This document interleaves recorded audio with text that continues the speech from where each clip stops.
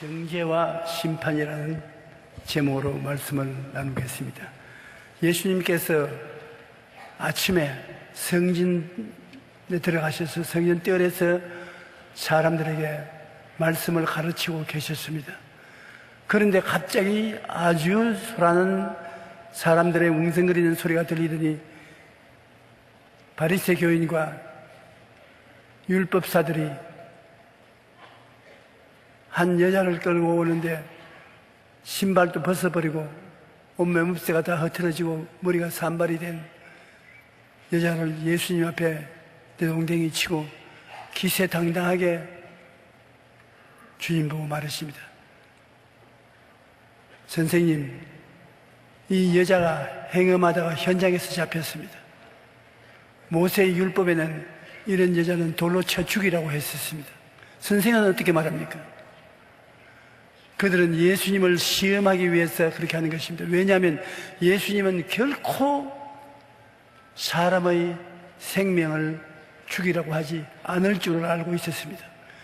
그러면 모세의 율법조차도 어기고 사람의 생명을 구원하려고 하면은 그는 하늘에서 보낸 사람이 아니라고, 잘못된 신앙을 가진 사람이라고 조소하고 핍박하려고 그렇게 한 것입니다.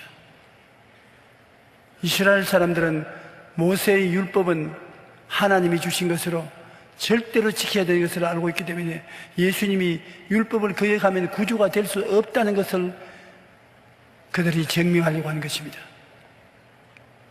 그러니 예수님이 즉시 허리를 굽히더니만 손가락으로 땅에 글을 적기 시작하는 것입니다.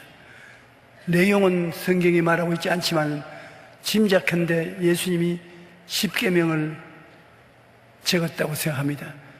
10계명 중에 7계명이 간음하지 말라는 구절인 것입니다. 그래서 계속해서 예수님 이 여자를 어떻게 하겠습니까? 돌로 쳐 죽여야 될까요? 살려야 될까요? 손에 돌멩이를 들고 있습니다. 요한복음 8장 3절로 6절이 그것을 말하고 있습니다. 서기관들과 바리새인들이 음행 중에 잡힌 여자를 끌고 와서 가운데 세우고 예수께 말하되, 선생이여, 이 여자가 간음하다가 현장에서 잡혔나이다. 모세는 율법에 이러한 여자를 돌로 치라 명하였거니와 선생은 어떻게 말하나이까? 그들이 이렇게 말하면 고발할 조건을 얻고자 하여 예수를 시험함이라. 예수께서 몸을 굽히사 손가락으로 땅에 서시니 그들이 묻기를 맞이 아니한지라. 예수님이 이르시되, 너희 중에 죄 없는 자가 먼저 돌로 치라. 죄를 보호해 주는 것이 아닙니다. 죄는 심판을 받아야 되는 것입니다. 이 여자가 간음하다가 현장에 잡혔으니까 돌로 치는 것은 마땅한 일인 것입니다. 그러나 조건이 죄가 없는 사람이 돌로서 칠 수 있지, 죄가 있는 사람이 죄인에게 돌을 칠 수가 없습니다. 그러므로 죄 없는 자가 돌로 치라는 것입니다. 율법도 어기지 아니하고 예수님 사람 구원하는 사랑도 어기지 아니하고 둘 다 멋있게 이룬 것입니다. 주님이 아니고는 이런 말을 할 수 있는 사람이 없습니다. 죄인을 돌로 칠 자격이 있는 의인은 그곳에 없었습니다. 죄인이 있는데 그를 칠 의인이 예수님 앞에 나와 검증을 받고 돌로 쳐야만 하는데 아무도 양심상 의인이라 주장할 자격이 없습니다. 예수님이 그 말하시고 글로 서니까 자기의 죄가 드러나니까 예수님 어깨너머로 쓰여진 자기의 죄를 보고 다 도망을 쳤습니다.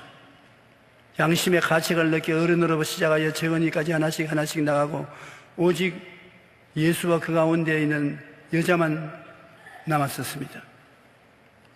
여러분, 우리 모두는 다 죄인입니다.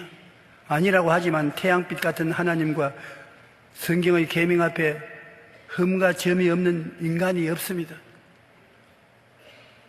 로마서 3장 10절로 23절에 의인은 없나니 하나도 없으며 모든 사람이 죄를 범하였으며 하나님의 영광에 이르지 못하더니, 의인은 없나니 하나도 없다. 하나님이 의인이라고 말하는 것은 디카이오스라는 헬라어인데 죄가 한 번도 지은 적이 없는 것을 말하는 것입니다. 한 번도 죄를 지은 적이 없다. 그리고 하나님 앞에 부끄럼 없이 가슴을 펴고서 내가 왔습니다고 말할 수 있는 자격자가 의인인 것입니다. 이런 의인이 되어야 죄인에게 심판을 베풀 수가 있는 것입니다. 그런데 그런 의인이 없습니다. 죄인은 천지에 가득한데 그를 심판할 의인은 한 분밖에 없어요. 그 의인이 누굽니까? 예수님밖에 없는 것입니다. 그러니 예수님이 돌로서 칠 수 있으면 치는 것입니다. 그런데 예수님께서는 내가 돌로 칠 심판을 하기 위해서 온 것이 아니라 죄인을 구원하기 위해서 왔기 때문에 주님은 정죄하지 아니한다고 말씀한 것입니다. 율법 앞에 의인은 아무도 없습니다. 죄인이 있는데 재판관은 없습니다. 그것이 문제인 것입니다. 죄인은 천지예요. 그러나 그들을 심판할 의인이 없다는 것입니다. 이 세상에 의인된 사람 아무리 찾아도 없어요. 여러분, 죄를 짓기 때문에 죄인이 되는 것이 아닙니다.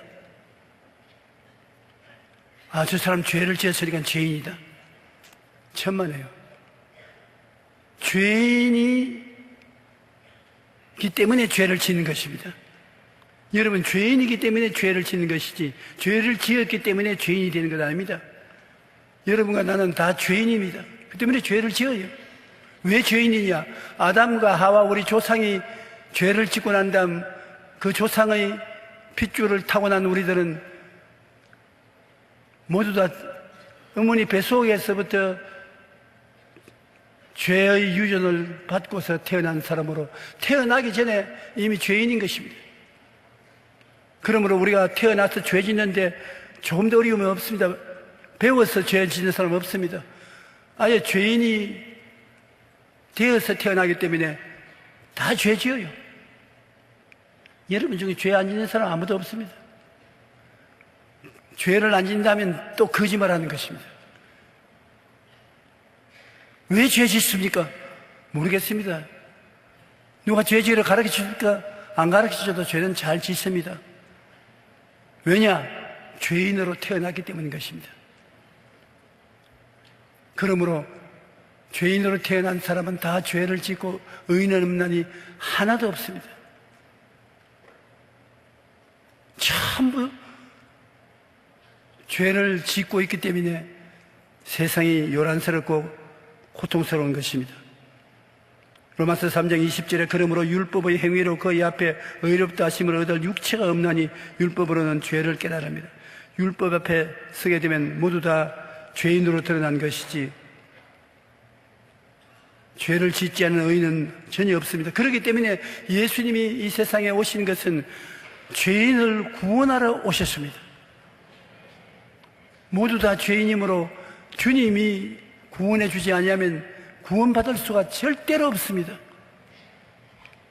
원래 하나님이신 예수님은 인간을 구원하러 오셨지 정죄하러 오시지 아니했습니다. 예수님은 나도 너를 정죄하지 않겠다, 다시는 죄를 짓지 말라는 판결을 내리신 것 같이 주님은 여러분을 보고 정죄하지 않습니다.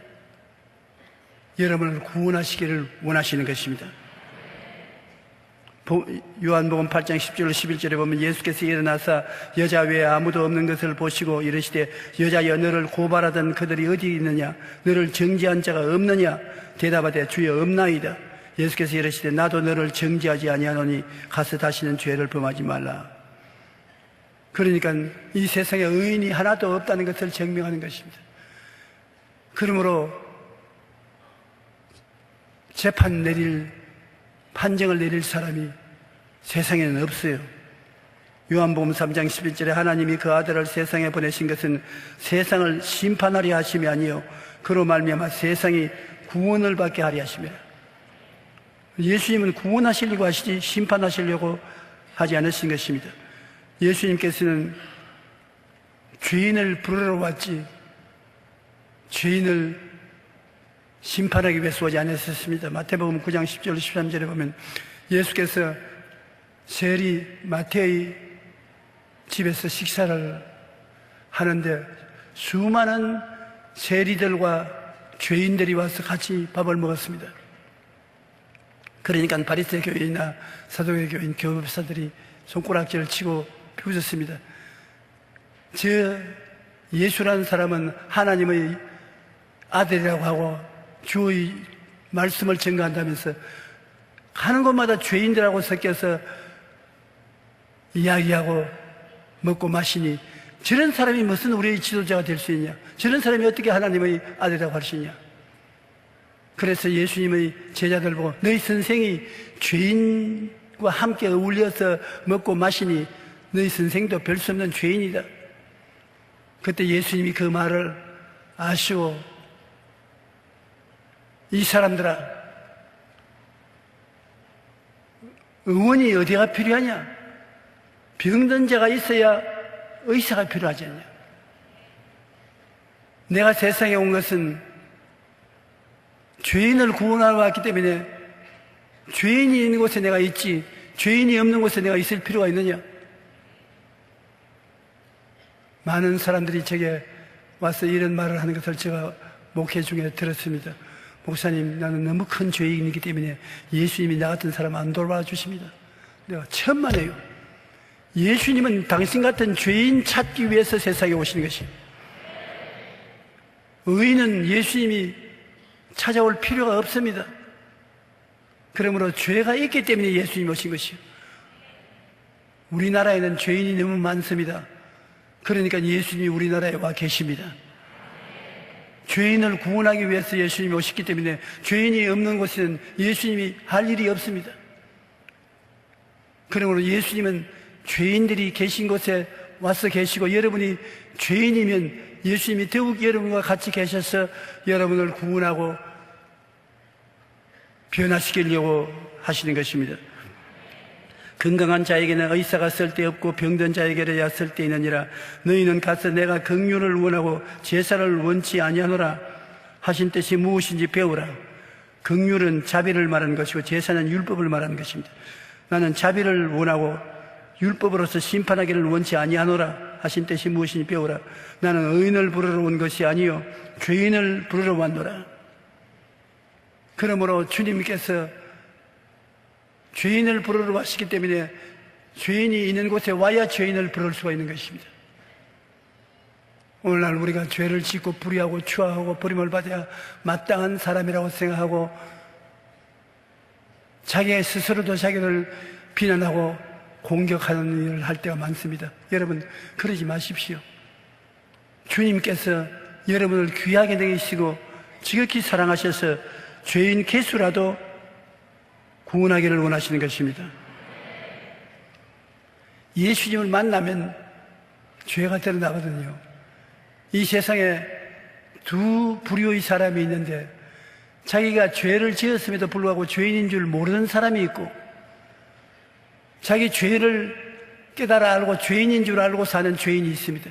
죄인이 아니라고 하면서 사는 죄인도 있고 죄인이라는 것을 알고서 사는 사람도 있는 것입니다. 그런데 모든 사람이 예수님 앞에 서면은 죄가 드러나는 것입니다. 베드로가 그냥 고기를 잡고 있을 때는 자기가 죄인인 줄 몰랐습니다만 예수님 말씀대로 깊은 데 그물을 던져 고기를 많이 잡으니까 자기 죄가 드러났습니다. 예수님에게 엎드려서 주여 나를 떠나소서 나는 죄인입니다. 예수 믿는 사람 잡아 죽이고 감옥에 갇히려고 한 사울이 다메섹으로 가다가 대낮에 하늘에 햇빛 같은 빛이 비치면서 음성이 들렸습니다. 사울아 사울아 어찌하여 내가 나를 핍박하느냐. 주여 누시니까 나는 내가 핍박하는 예수라. 예수를 보자마자 사울은 자기가 죄인인 것을 깨달았습니다. 그곳에서 회개하고 돌아서서 기독교 역사상에 전무후무한 위대한 사도가 된 것입니다. 예수님을 만나면 제일 먼저 우리 마음에 느끼는 것이 우리가 죄인이라는 것을 느끼게 되는 것입니다. 그래서 주의 보혈로 씻음을 받고 새로운 사람이 되는 것입니다. 우리는 죄를 지었기 때문에 하나님 앞에 나오지 못한다. 그렇지 않습니다. 우리가 아무리 죄를 지었어도 주님 앞에 나오면 주님이 보혈의 목욕탕에 우리를 목욕시켜 주시고 사랑의 타월로 몸을 닦아 주시고 주님의 의로운 옷을 입혀 주시고 성령으로 인을 쳐서 주님의 자녀로 만들어 주시는 것입니다. 인자가 온 것은 잃어버린 자를 찾아 구원하려 함이라. 죄를 짓고 불의하고 추악하여 하늘나라에서 멀리 떠나 있는 죄인을 찾아서 구원시키려고 주님이 우리에게 와 계신 것입니다. 오늘 또 이 자리에 예수님이 와 계신 것은 의롭게 사는 의인들은 의인이기 때문에 기뻐하고 사랑하지만 죄인을 주님께서 구원하러 왔기 때문에 주님은 그 사명을 다하기 위해서 죄인 곁에 지금 와 계신 것입니다. 예수님께서는 너희들이 다 죄인이 무슨 죄인을 심판하느냐, 죄 없는 자가 돌로 쳐라. 그런데 죄 없는 자가 한 사람도 없으니까 돌로 치지 못하지요. 우리가 젊었을 때는 자기가 의로운 사람이라고 생각하는 사람도 들어 있었습니다. 그러나 나이를 먹어보면 지금까지 살아온 뒤를 돌아보니 남은 것은 죄밖에 없는 것입니다. 우리 이 죄를 우리 스스로가 청산할 수가 없습니다. 단 한 사람 예수님만이 의인인데 예수님께서 내가 너를 정죄하지 아니하라 했으니 이 세상에서 정죄할 사람이 아무도 없어요. 예수님 손에 돌을 들고 때릴 수 있습니다. 다른 사람은 돌멩이 들 고난이 없어요. 다 죄인이기 때문에.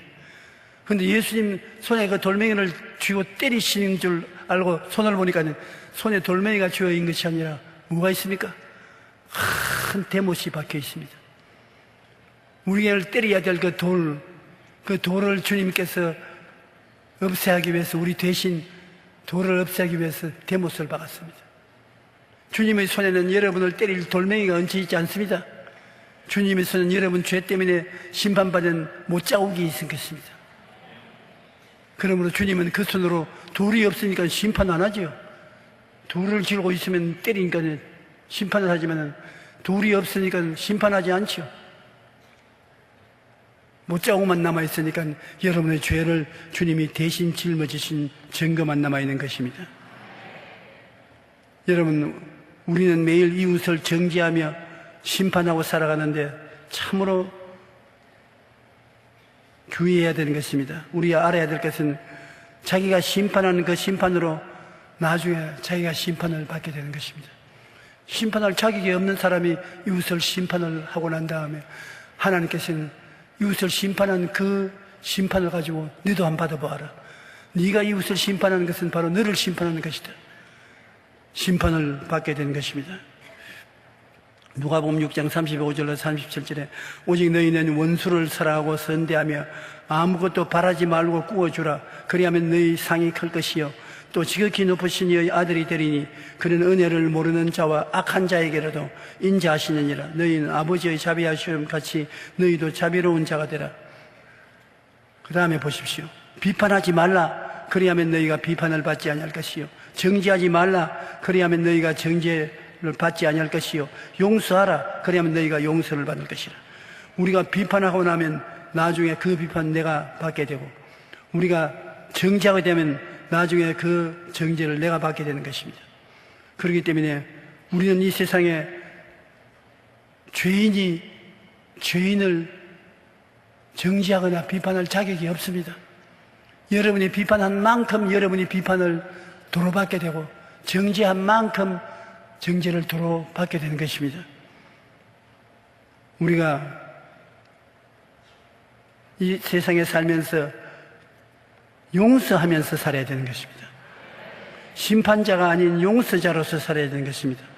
우리는 매일 이웃을 정죄하면서 심판자로 살아갑니다. 그러나 주님은 우리가 심판자가 아니라 용서하는 사람으로 살아가라고 말씀하시는 것입니다. 마태복음 18장에 보면 베드로가 주님께 물었습니다. 주여, 형제가 내게 죄를 범하면 몇 번이나 용서하여 주리이까? 7번 하리니까 베드로는 7번 용서하면 대단히 많이 한다고 생각하는 것입니다. 그때 주님께서 뭐라고 말씀하십니까? 그러나 예수님은 이렇게 대답하셨습니다. 내게 이르노니 7번뿐 아니라 7번을 70번까지라도 할지니라. 7번을 70번 하면 어떻게 되면 계산 한번 해보십시오. 77이 49, 그게 제로 하나 붙이면 490번인데 하루에 490번 죄를 짓고 와서 잘못했다 하더라도 490번 용서해 주는 것입니다. 이것이 하나님의 마음인 것입니다. 하나님이 여러분을 용서하는 것은 한이 없이 용서한다는 것입니다. 그러므로 하나님의 사랑을 생각할 때 가슴이 저려오지 아니할 수 없습니다. 나 같은 죄인을 하루에 490번이라도 회개하고 오면 용서해 주라는 하나님의 그 용서가 얼마나 크며 예수님의 십자가의 보혈의 능력이 그렇게 크다는 것입니다. 조금 죄를 씻고 나면 십자가가 더러워져서 몸을 씻을 수가 없게 되는 것이 아니라 예수의 십자가의 피는 영원한 보혈로 그 양도 영원한 것입니다. 능력도 영원한 것입니다. 하루에 490번 죄를 짓고 회개해도 씻어서 하얗게 맑게 만들 수 있는 능력이 보혈에 있는 것입니다. 그러므로 예수님의 보혈을 아니고는 우리가 정결하게 될 수 없는 것입니다. 용서의 은혜를 베푸시는 예수님을 우리가 이 땅에 살 동안에 만나야 되는 것입니다. 이 땅에 살 동안에 주님이 그렇게 용서해 주는데 재림하실 때는 심판주로 오시는 것입니다. 지금은 주님께서 심판하지 않고 늘 용서해 주지만 심판주로 재림할 때는 놀라운 심판을 받게 되는 것입니다. 예수님 앞에 설 때 지상에서는 용서의 은혜를 베푸시는 예수님으로 만납니다. 그러나 재림할 때는 은혜의 세대가 지난 후에는 무서운 용서 없는 심판주로 서게 되는 것입니다. 그러므로 이 땅에 있을 동안에 예수님을 만나고 구원을 받아야지 주님 재림할 때는 용서가 없는 것입니다. 여러분, 우리는 모두 죄인입니다. 의인은 아무도 없습니다. 예수님은 죄인인 우리를 구원하러 이 땅에 오셨습니다. 용서의 은혜를 베푸시는 예수님을 만난 우리는 이웃을 이해하고 동정하고 사랑하고 용서해야 되는 것입니다. 예수님은 상한 갈대를 꺾지 아니하시고 꺼져가는 심지 같은 우리를 심판하지 않으시고 끝까지 긍휼과 자비와 사랑으로 돌보아 주시는 것입니다. 내가 용서받은 것처럼 이웃을 용서해 주는 것이 마땅하다는 말씀을 주님께서 해 주신 것입니다. 성경에 보면 너희가 각각 마음으로부터 형제를 용서하지 아니하면 나의 하늘 아버지께서도 너희에게 이와 같이 하시리라.